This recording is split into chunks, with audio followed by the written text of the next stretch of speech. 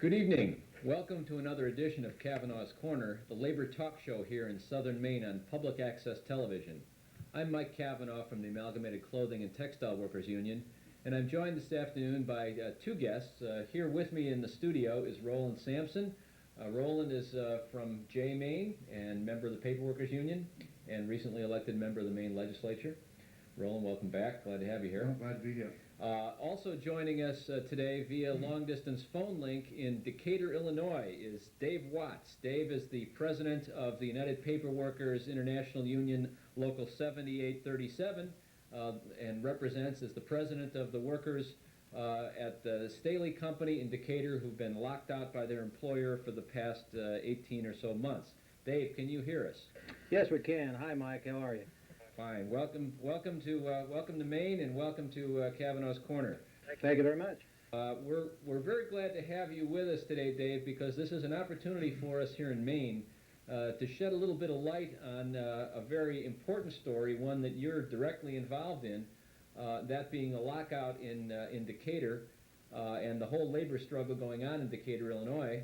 But most people here in Maine are not at all familiar with this story, Dave. I must confess to you that most people in Maine don't know a thing about the Staley workers and your situation. So we're glad to have you here and hope that you'll help educate people here in Maine about what's going on and what things people might be able to do to help.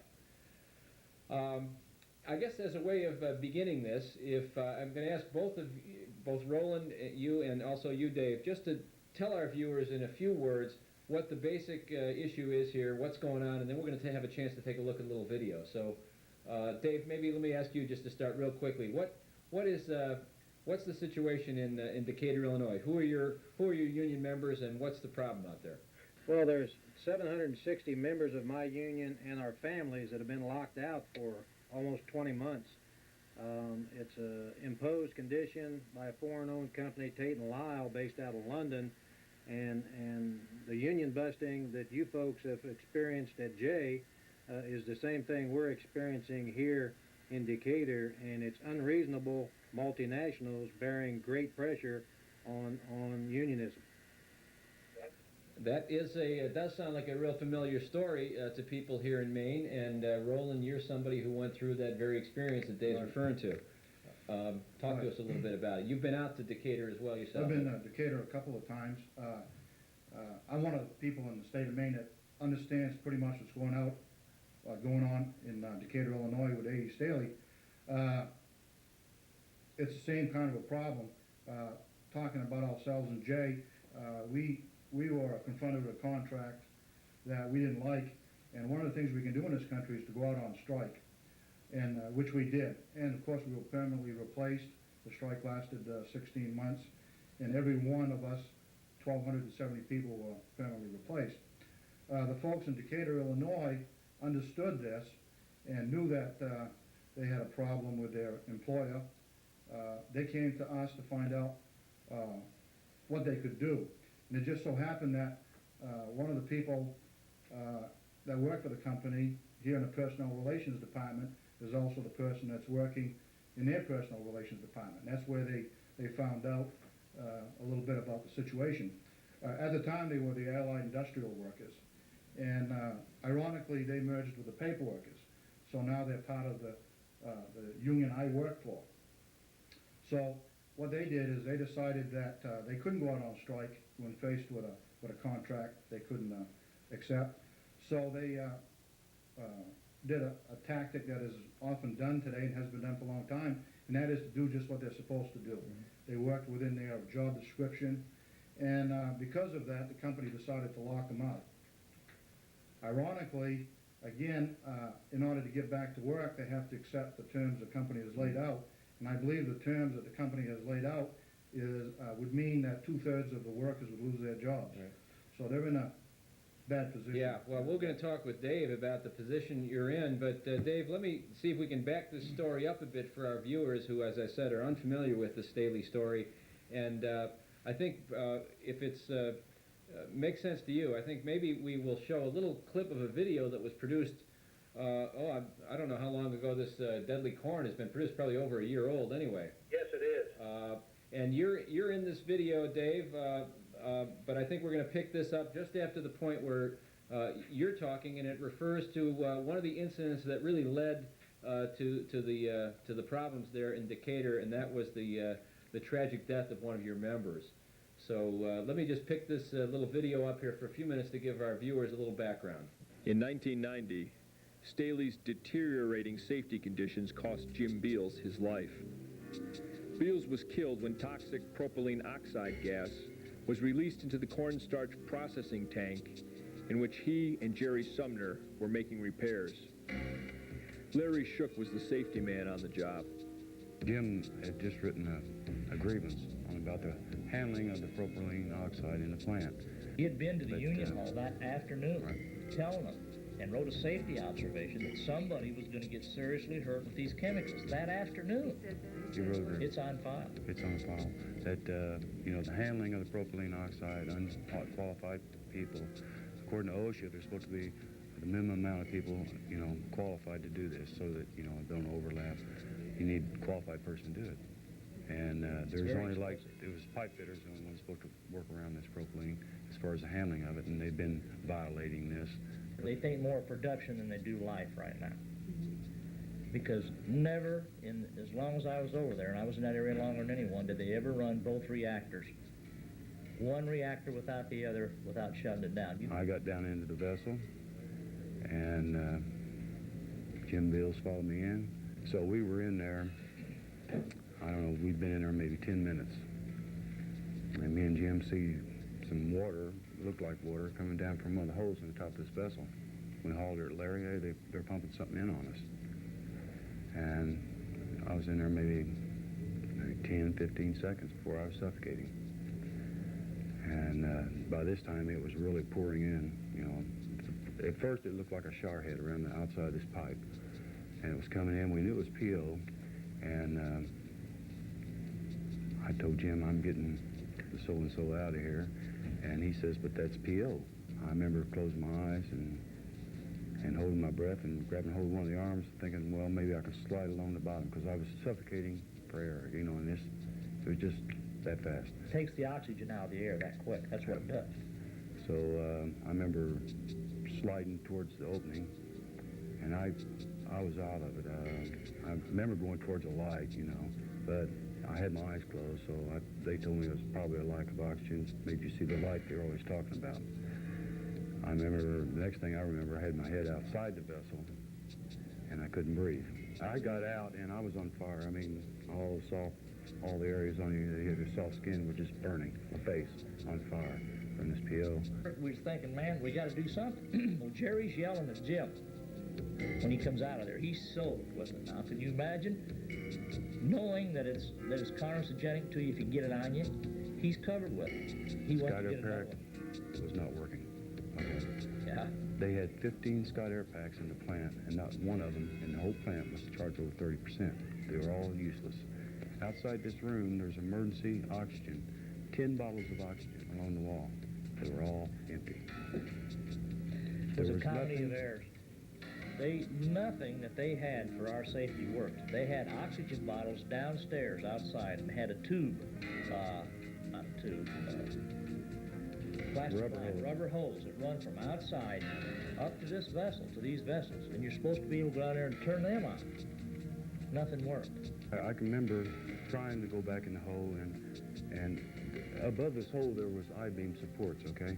And the I-beam's probably 12-inch I-beam, and all these gases were trapping up there. It was 175 degrees, and I do remember I had my head back in there. I do remember seeing Jim sitting there, and he hadn't even moved. I remember seeing his shirt and, hollering and screaming at him, but he didn't even move. He was still in the same position. The company was completely in the wrong doing this.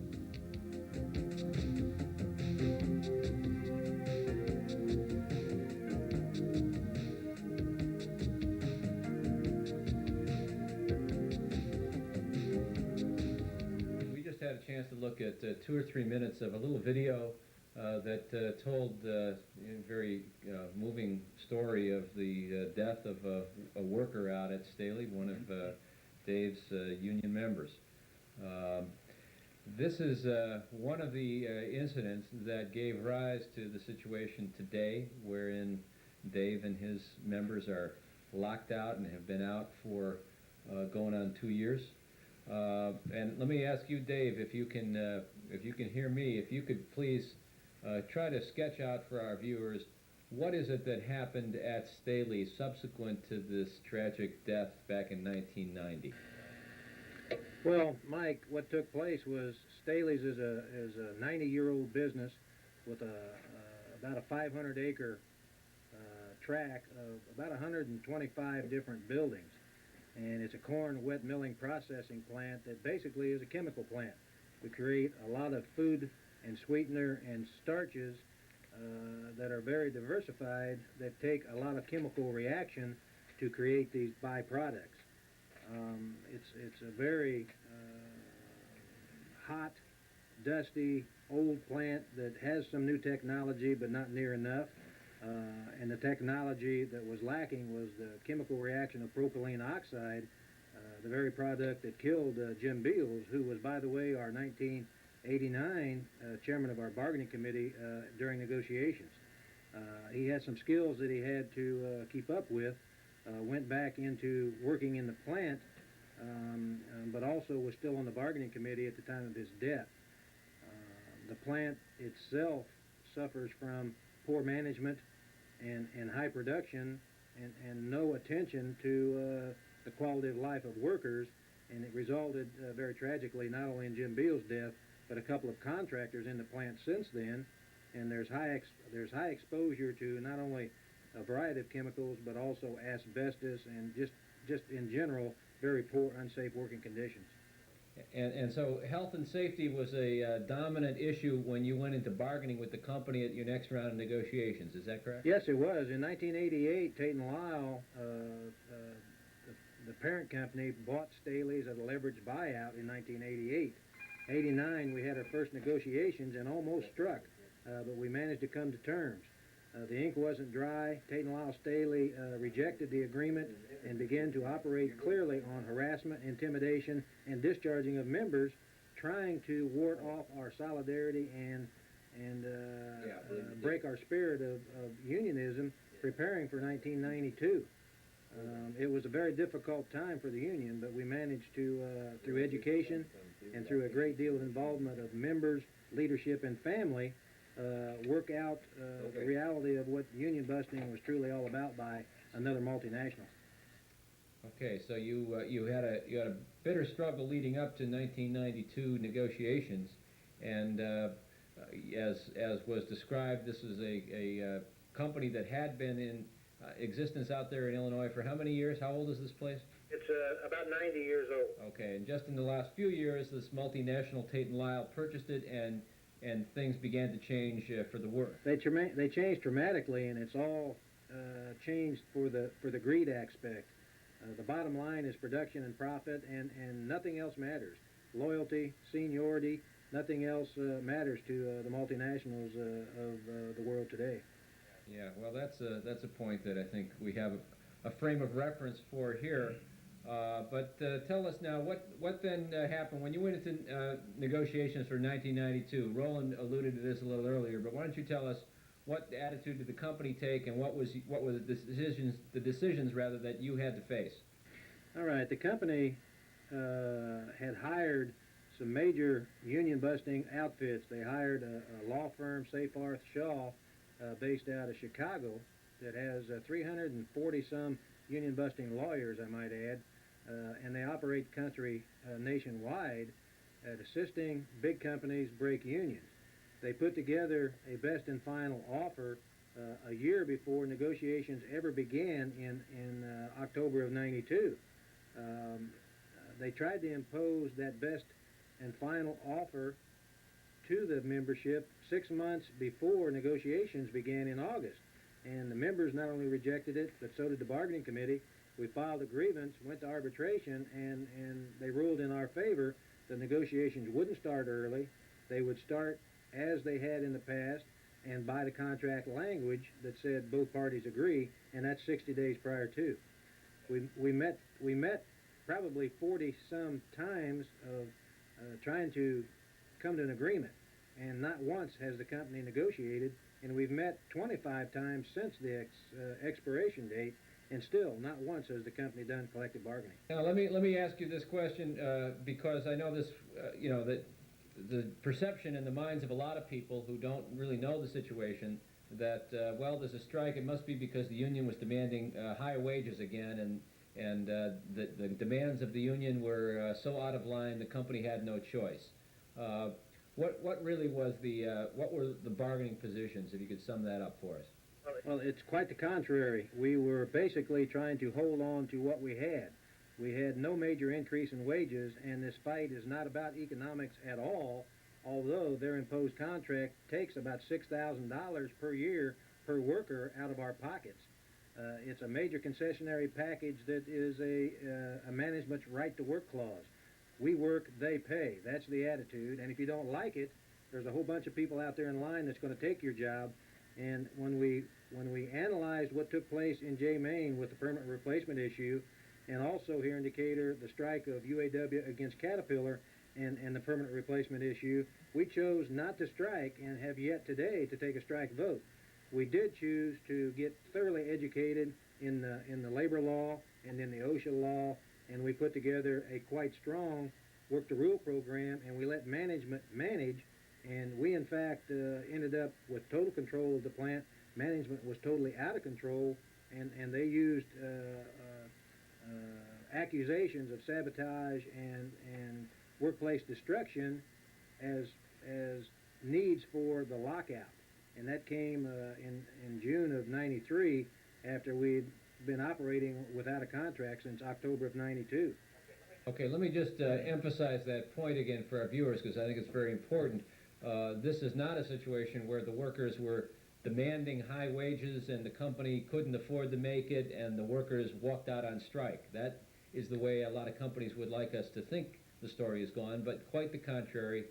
What you've just described is your efforts to hold on to conditions that you had in the face of a management attempt to break your union, and ultimately management locking you out of work. You haven't gone on strike at all. You've never voted to strike against this company. No, we haven't had we did take a strike vote in '89, but we didn't strike, and we haven't had a work stoppage since 1970.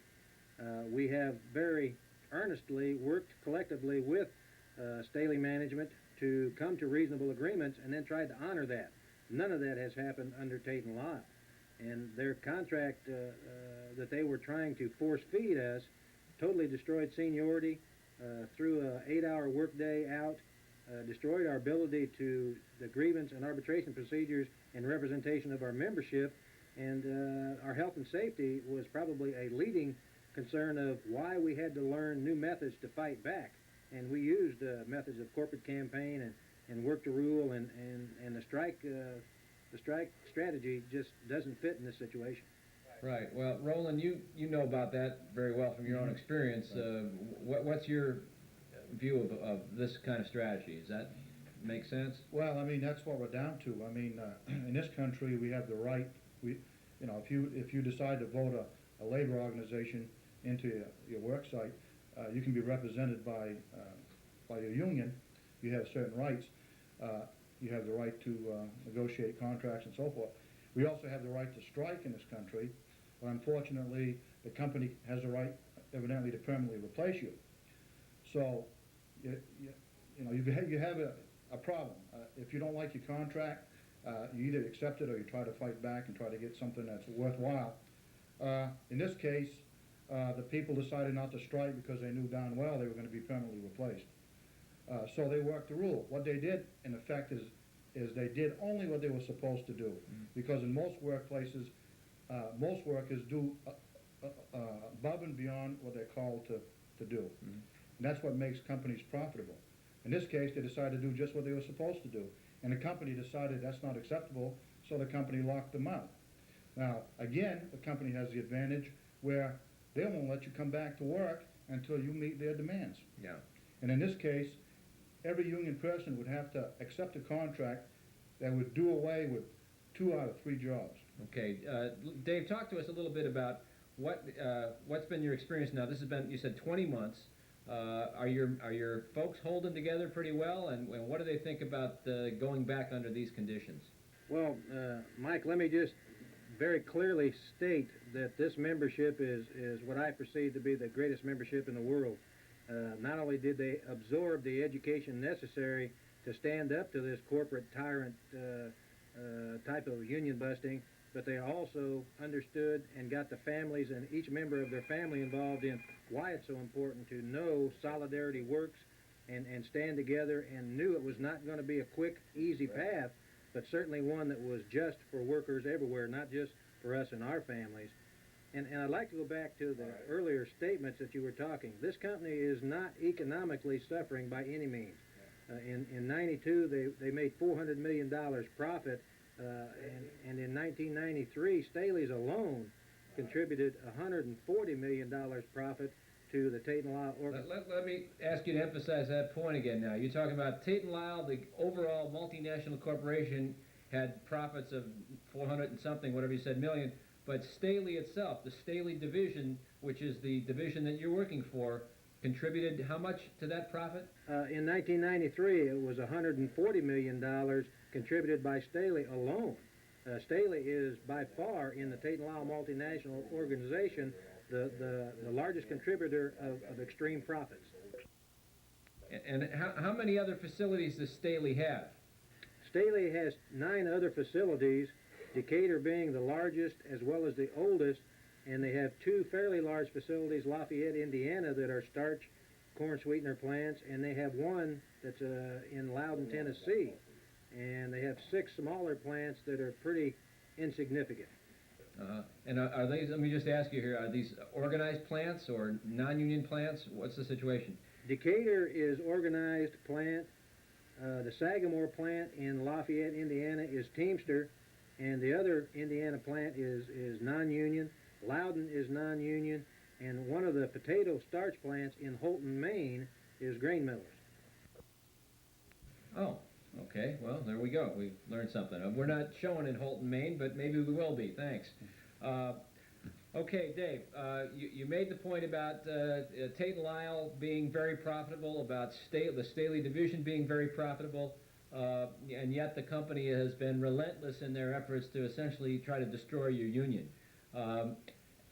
This is something that's not peculiar to just your company and your members there in Decatur, Illinois, is it? No, it's not. If you're referring to the other disputes in Decatur, Caterpillar has basically come up with the same attitude towards the UAW, not just in Decatur, but nationwide. And the United Rubber Workers in this community are on strike and have been for 8 months against Firestone Bridgestone, and it's collectively the same thing.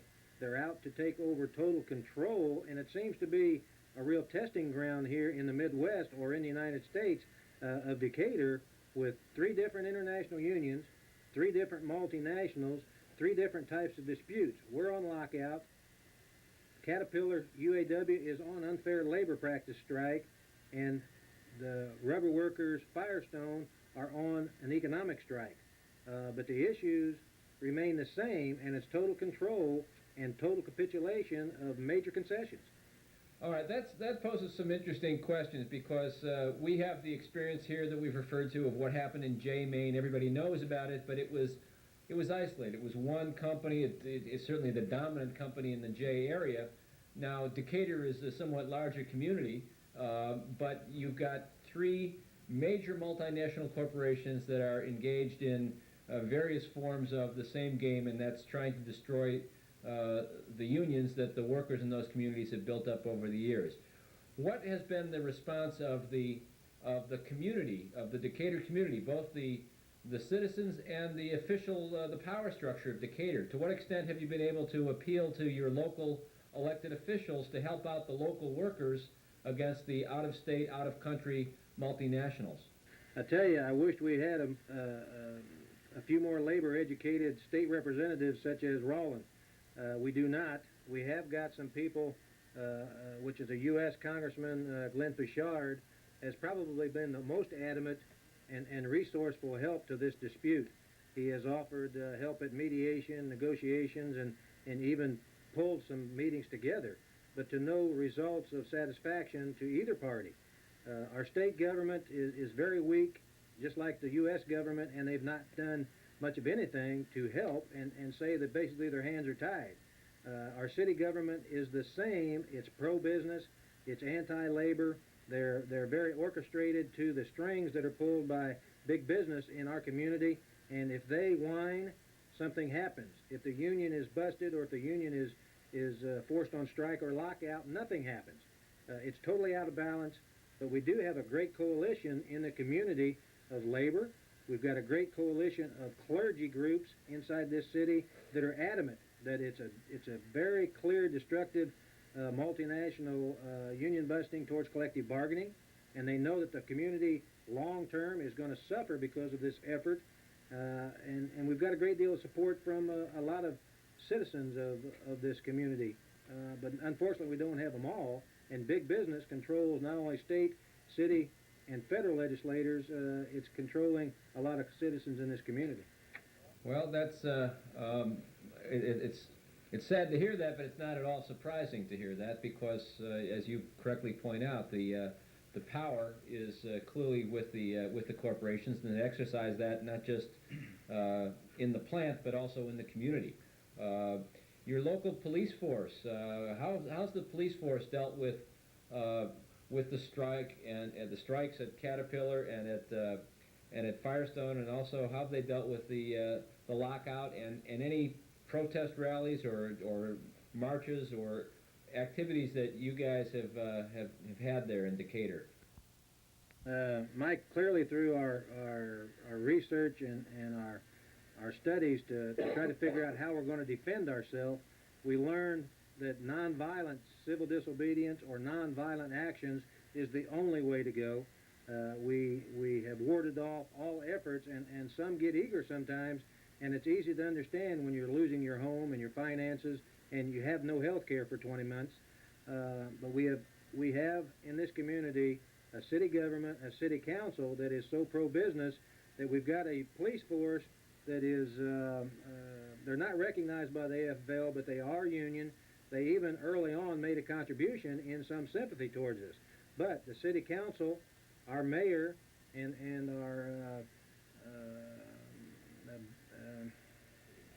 city manager engaged the police to challenge us at our nonviolent demonstrations and rallies, and have come out with great intimidation of riot gear, and whenever we go to our gates with nonviolent and quality demonstrations, they come out in droves of buses in their riot gear with their nightsticks, their face shields, and a lot of paper gas.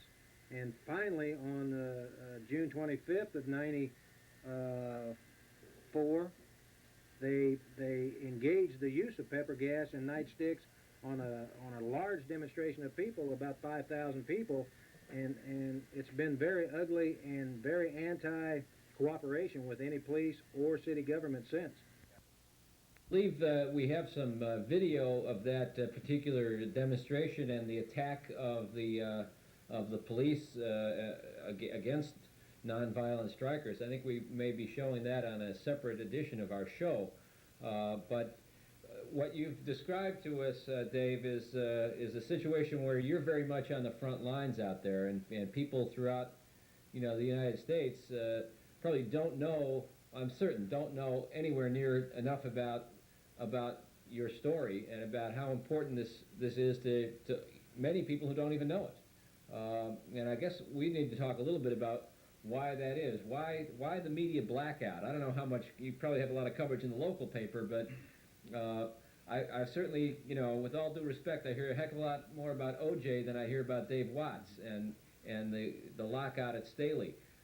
What have you guys been able to do out there to try and break through and get your story out to the rest of the country? It's obvious that not only does big business control all of the government, big business also controls all of the media. And we have put a great deal of effort and energy, as well as a great deal of cost, trying to get the word out. We've communicated around the country in many, many forms, through letter, through radio, through TV, through the use of our road warriors, and through the use of our international and the AFL. And it's amazing how great an effort can put forth, but yet a lot of people don't understand or even know. So there's a concerted effort, and it's no longer covert, it is overt, that big business has total control, and somewhere, somehow, organizations like in Maine, labor organizations in Maine, in central Illinois, and around this country have got to do a grassroots movement to put things back in perspective and balance and take some of that power and control away from big business. We've got to do what Roland Samson has done, run for the state legislator, the U.S. legislator's job, and only workers are going to be able to really represent workers. We can't have lawyers, doctors, and wealthy people because all of the wealth continues to go to the top. Well, I think, you nailed it pretty well there with that comment, and we're going to be talking a little bit later here after we let you go about Roland's ascension to a position, elected position in the state government. But one of the things that I wondered about, Dave, is I know that you've got another large firm out there, very large firm in Decatur, is Archer Daniels Midland, right? The ADM Corporation, and they're right down the road from you guys someplace, and obviously are a power in the business community. Is that fair to say? It's precisely the problem. ADM, Archie Daniel Midland, headed up by CEO Dwayne Andrews, they're a Fortune 500 company. They're in the same industry as what Staley is, the wet milling industry.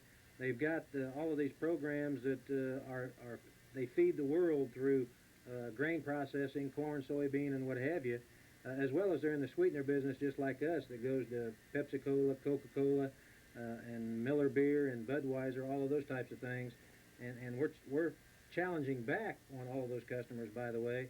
But ADM, being a Fortune 500, is Dwayne Andrews. He was caught up in the Watergate scandal. He has been challenged by contributing, the largest contributor by far to soft money to both the Democrat and the Republican Party here in the United States. And he plays both sides of the fence to gain not only recognition, but to gain whatever his industry may need. And that's the power that which we speak that is so totally out of control and out of balance. ADM has a very poor track record on so many deaths inside their facilities. They have very poor quality conditions at which workers must work and create a great deal of profit for that organization. And ADM is responsible probably for the labor climate not only here in the Midwest, certainly for Decatur, but also with their clout in this whole country. Yeah, and another fact about ADM is ADM. It's a name that people may be familiar with. If you sit around, you watch the McNeil Lehrer NewsHour and other public television and public broadcasting programming. Absolutely, and I think a comment that probably speaks for itself. Dwayne Andrews, when Ronald Reagan was totally in power, as well as Gorbachev in Russia, here in Decatur, Illinois, nowhere Decatur, Illinois, Dwayne Andrews on several occasions. Ronald Reagan was here at his home.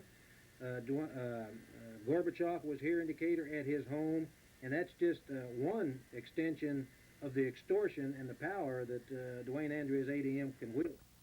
Well, ADM's obviously got an awful lot of power. Andrews is a major player, but I think one of the results of that might be that might be one reason why public television hasn't done a special feature on the lockout at Staley. I don't know if that's the case, but it seems like possibly that's one reason. You guys might have thought about that too. Yes, there's just too many things to think about. Unfortunately, when you are in a real war, and that's what it's become against labor, not just at Staley, but up there in Maine as well, when there's a real war against labor, and organizations like Tate & Lyle, like ADM, like International Paper, they have got pockets lined so deep, and they have got so many resources, it's almost unbelievable the hurdles and the challenges workers face. But it's nothing that can't be dealt with as long as workers understand the power that we have, and that there is strength in numbers, and that unity and solidarity and coalitioning can make a great deal of difference. They intend to break unions in this country one at a time. if we get back to what organized labor was formulated for, and that's to be together, to support each other, and fight back smartly, we can make a major difference. Well, Dave, you said it very well. I don't think anything else could be said to top that. I want to thank you for joining us and helping to shed a little bit of light on your situation out there, because it's not just your fight. It's you guys are on the battle line right now, but it really does, as you say, have a great impact and great implications for all of us, whether we recognize it or not. If labor is turned back and crushed in Decatur, we're all going to suffer the results of that. So, Dave, I want to thank you. We're going to let you go and have an opportunity to talk a little bit here with Roland Samson about his efforts and our efforts, frankly, to try to get some people elected to office. As you described, your problem there in Decatur being, one of the problems being you don't have anybody elected to office who comes from the membership. And we hope that this will be something we can work together on in the future. So, Dave Watts from Decatur, Illinois, president of UPIU Local 7837, leader of the locked out workers at the Staley Company in Decatur, and a real leader of the working class in the United States. Thanks a lot for joining us, Dave. Thank you very much, Mike. We appreciate the opportunity. My union really appreciates the help, and good luck to State Representative Samson as well. Thank you, Dave. Good luck to you. Okay.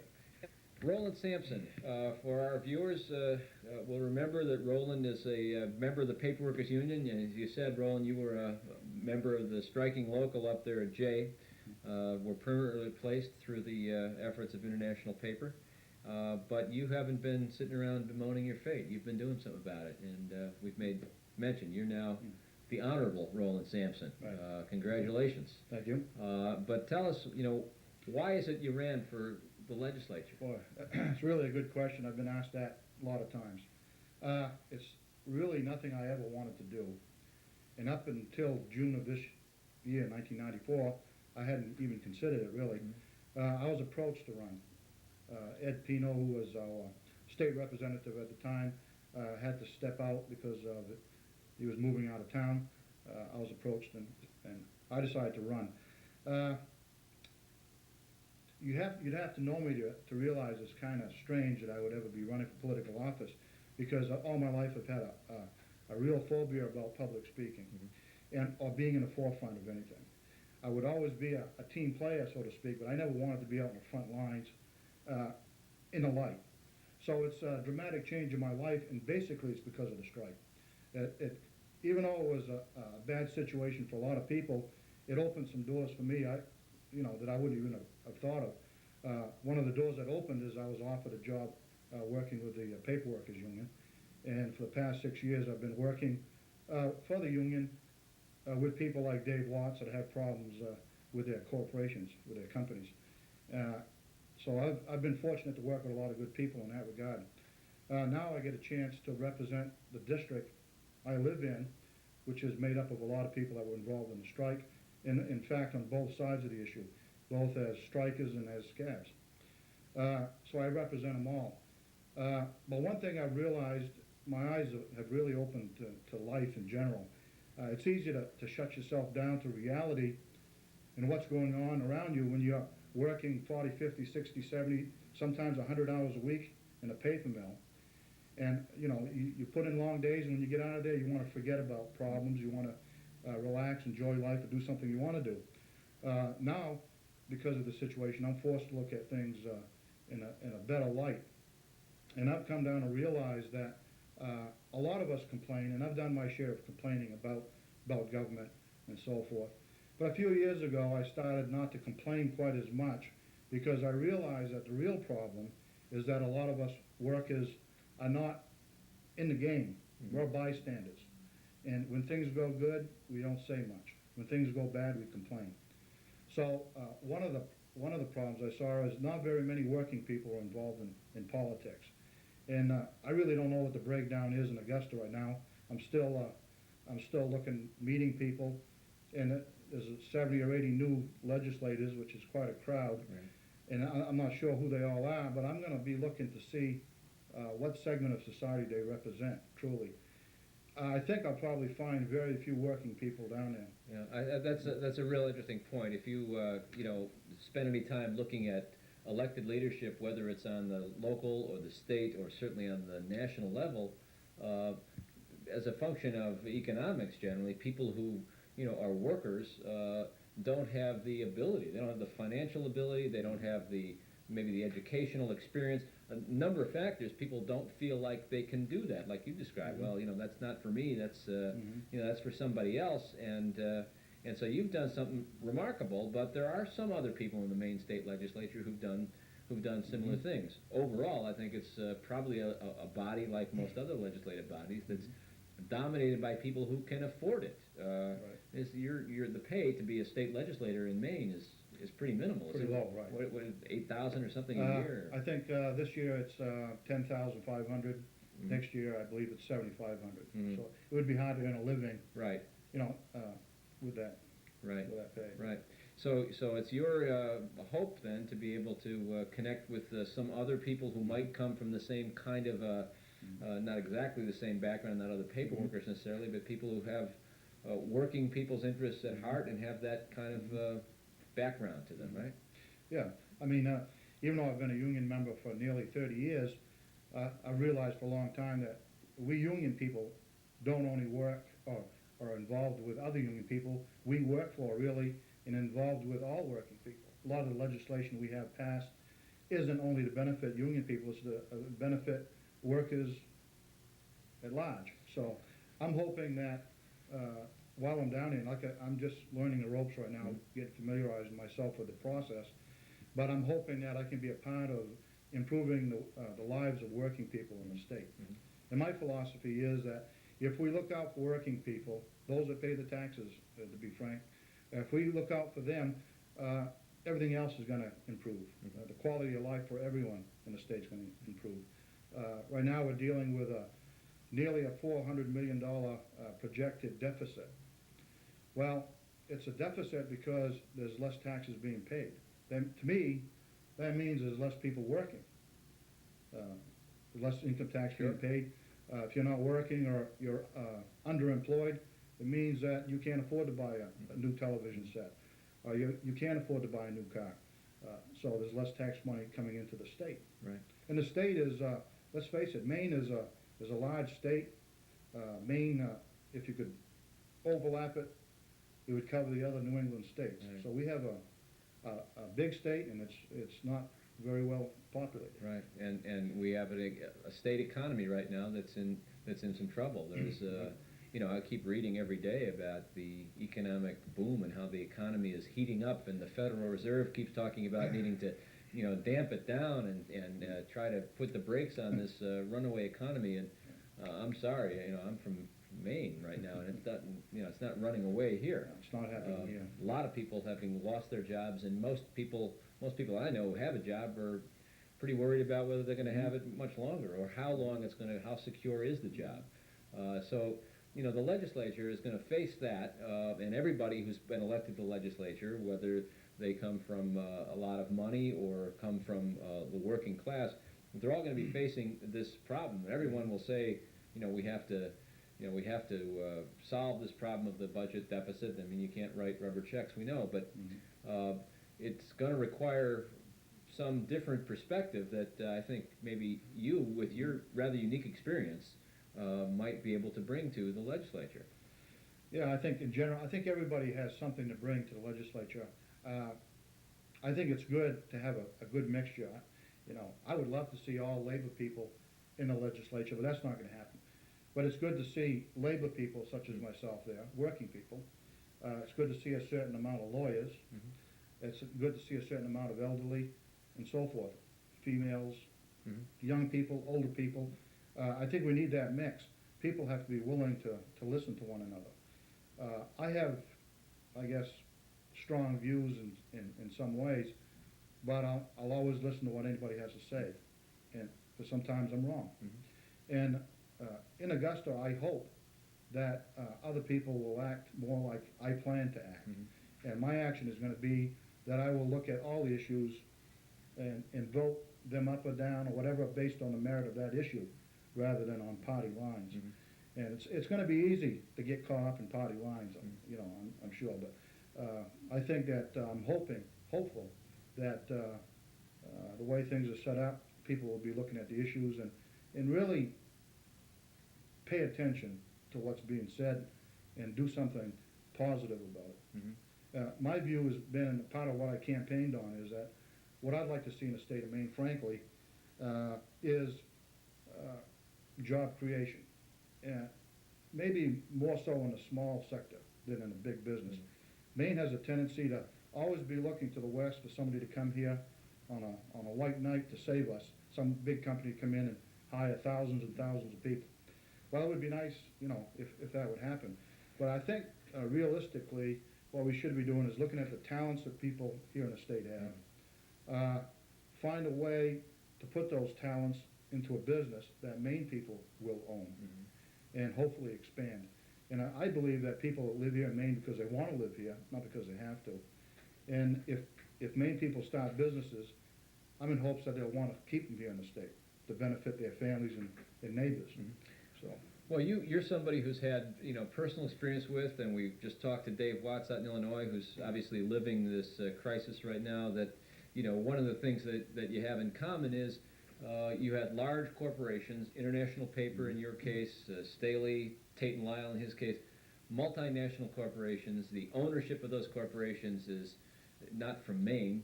They stop to Maine every once in a while to look over their properties and so on, but the ownership is removed from the community. How much of a factor do you think that is and was in your situation at IP? Oh, it's a huge factor. You take the combination of a foreign or a out-of-state owner and couple that with the size of the company you're dealing with, and it's those two factors is something that labor almost can't beat. I mean, you'd have to have a miracle, I think, to come out anywhere near even in a negotiating sense.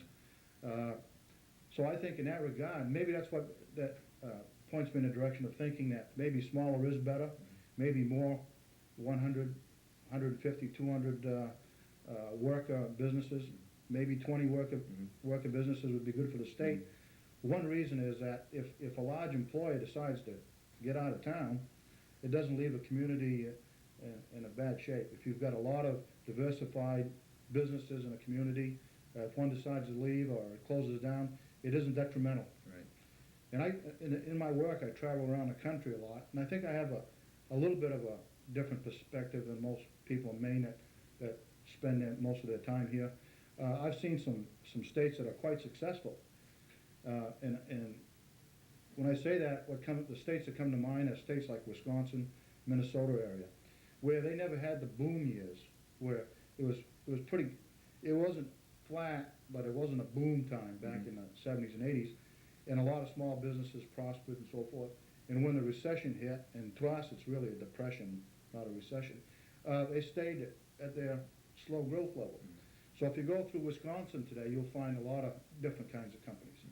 You know, a lot of paper mills, certainly, because it's the #1 paper-making state, but you're going to find businesses that make wood furnaces, make shoes, still making shoes. So I think there's some textile, but a lot of small manufacturers that sell all over the country.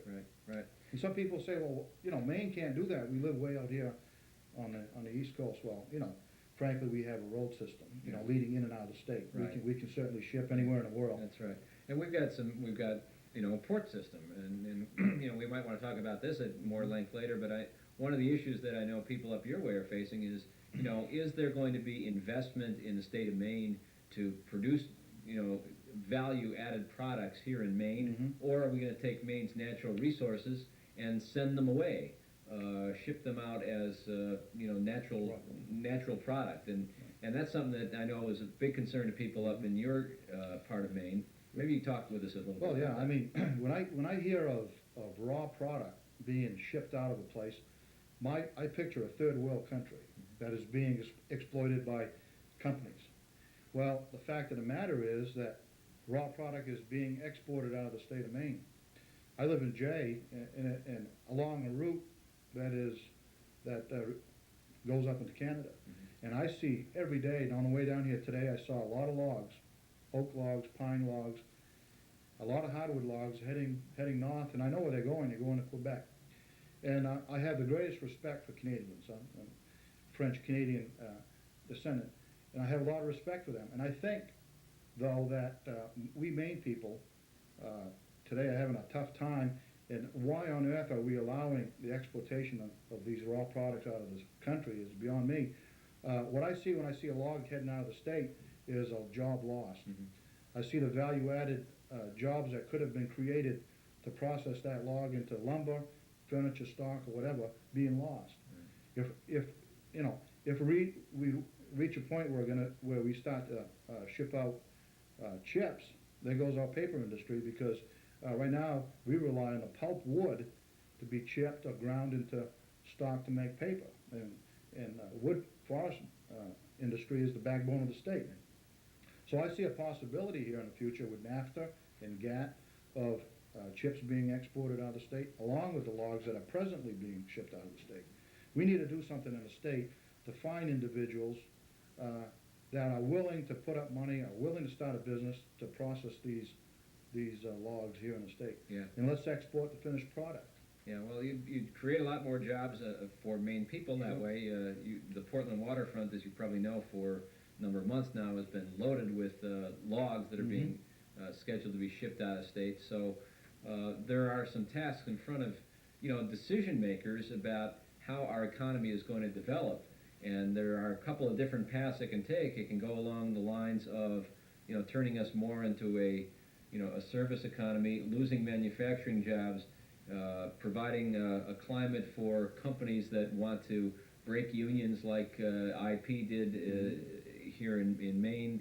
I mean, there's that direction, and I assume there are people in the legislature who are going to think that's the way the Maine economy ought to go. Well, fortunately, that can be balanced off a bit by yourself and other members of the elected legislature now who have a different perspective on what we ought to be doing for Maine people and Maine jobs. Let's just talk for a couple minutes here before we need to close about the connection that you have seen. I mean, you're now recently elected. You've been in Augusta. You were sworn in last week. You're not yet, part of the problem. You're not yet the old guard in the legislature, but you come into this from having spent time as a paper worker for many years, having gone through the strike at Jay, and then just having personally been out in Decatur, Illinois. And I've heard a few things here today that I didn't know before. I knew that you'd been in Decatur, and I know that recently the union in Decatur affiliated with the paper workers union. It wasn't part of the paper workers union when this all began. That's right. And we learned that the same personnel guy who was in Jay is somehow magically now also working as the personnel guy at Staley. This is starting to be an awful lot of connections between these two events. Tell us a little bit about your experience in Decatur. Why were you there? What was your sense of it?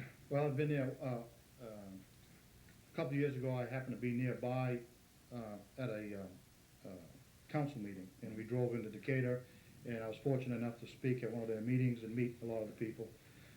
I've been there a couple other times for training, helping to train the workers there. And I'm not intimately involved in their day-to-day campaigning. They've got Ray Rogers and I believe Jerry Tucker with the UAW helping them. So that's been my tie with them, and I've talked to them quite a few times on the phone. And I'll tell you, one of the things that I encourage them to do, I encouraged this to them quite a while ago, is to get their people involved in politics. The only way you're going to change the way things are in this country, outside of rebellion, or outside of the tactics they've been using, which is I can't even think of that. You mean the work to rule? Work to rule, or the tactics of sit down. Right, the nonviolent Nonviolent actions.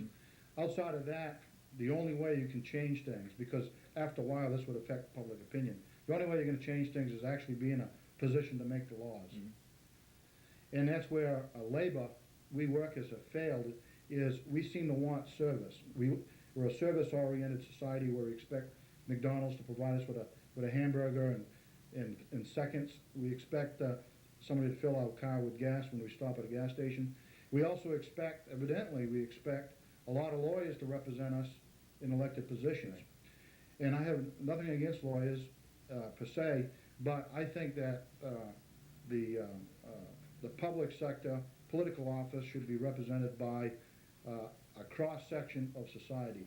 And let's face it, most of us are workers. Most of us should be in positions to make the laws.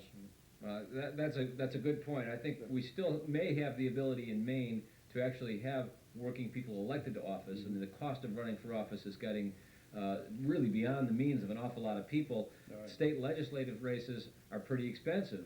State Senate races are real expensive. Gubernatorial races, forget about it. You can't touch it unless you've done quite well and can afford to run. So there are some things that stand between us and our ability to reach levels of decision making. But I think it's real encouraging that you have gotten there, Roland. We're a lot of people seeing the show are going to have the opportunity now to call up our favorite state representative from Jay, Roland Samson. You can Anytime. Call Roland anytime for anything you want. And just kidding. But I know people will call you for all I'm sorts not of kidding. things. You can call me anytime. I'll be Okay. glad to talk to you. Okay. Well, we're glad to have you there, and we're going to be looking forward to working with you and others in the legislature to try to at least bring the perspective of working people into the decision-making process. That's going to be important this year. I want to thank you for stopping by, Roland. Welcome Thank you, back, Mike. and Anytime. we'll look forward to hearing more about how things are going in Augusta. We also want to hear more about what happens out in Decatur. This is a really important battle that Dave and his members are involved in. We're glad to have this opportunity, and I think we're probably going to do another show and have a chance to show some of our viewers some of the more extensive video from Decatur, Illinois, to get a little better background about the strike, about the lockout and the strikes at Caterpillar and at Firestone. So thank you again. Thank you, viewers, for tuning in. We've had Dave Watts from the Staley Workers Local Union in Decatur, Illinois, Roland Samson of Jay, Maine, and this has been another edition of Cavanaugh's Corner. Tune in again. Thanks. The only results that we ever got was from solidarity and the labor movement really solidly backing those who went out on strike or whatever.